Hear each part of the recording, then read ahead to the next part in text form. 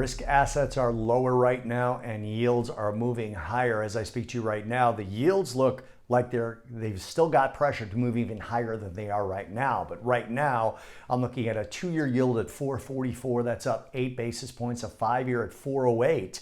That's up 9 basis points, above 4% on the 5-year again.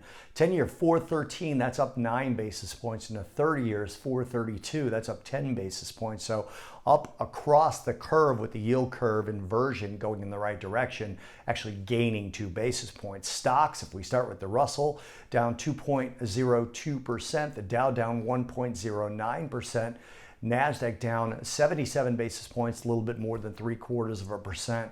And the S&P down 71, so a little bit more than 0.7%. S&P Global Services, PMI in the U.S., lower than expected, but still in expansion territory. They had the lowest prices paid index since May of 2020, but ISM Services PMI came in better than expected. Those are the mega corporations.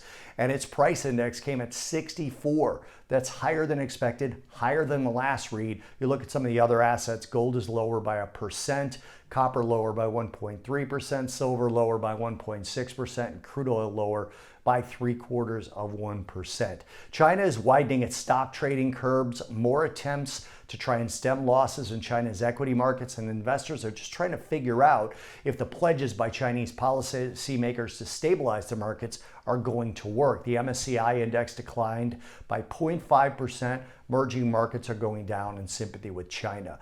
U.S. strikes in the Middle East continue. The U.S. hit several places in Syria and Yemen, and they're calling the targets all Iran-linked, but have fallen short of targeting Iran itself, and reports are saying the strikes are going to continue.